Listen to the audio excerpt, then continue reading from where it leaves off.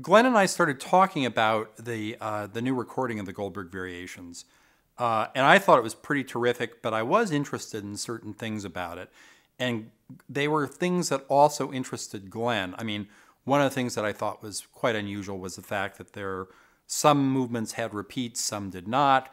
I mean, it was clearly a quirky and unusual recording, but I felt in the long run it was ultimately more satisfying than the 1955 recording. And so Glenn and I started just talking about it, and he took some notes. And then the next time he called, he said, I took notes on what we talked about last time, and I wonder if you'd like to be an actor in a radio documentary where you would play yourself playing Tim Page fundamentally. Glenn wrote this script, and we sat down and we started to try to do it in his studio at the Inn on the Park. And then he said, oh no, I can't get the effects I want. So at about midnight, we went out to a rock studio in Toronto, and we recorded it there. And I was very tired. I mean, I'm not much of an actor to begin with, but I think I could have done a slightly better job if I'd been remotely awake. But Glenn liked to work at night. So we worked on it till, 5 in the morning or something like that. And we redid certain scenes. None of the comments I make are anything that I would disagree with. However, the idea of me sitting there with a stopwatch and timing each movement, that was pure Glenn. That was entirely Glenn.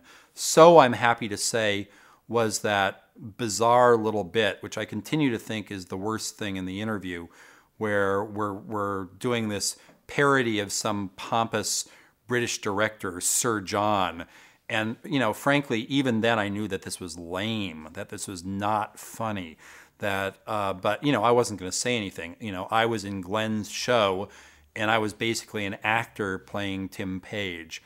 Although with some thoughts that Tim Page added to this. So it was a very weird evening. I'm glad I did it. It was great fun working with him.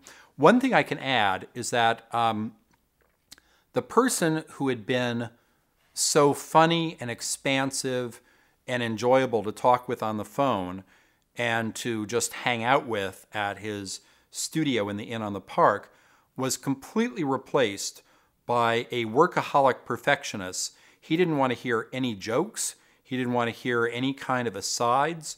When we were doing that film, it was absolutely business, as serious as could be.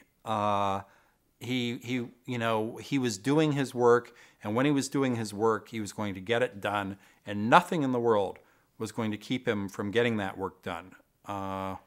So it was quite interesting. I got to see both sides of him. And when it was over, he went back to being funny, expansive Glenn. I don't want to make it sound as though he was unpleasant in the studio, but he was all business.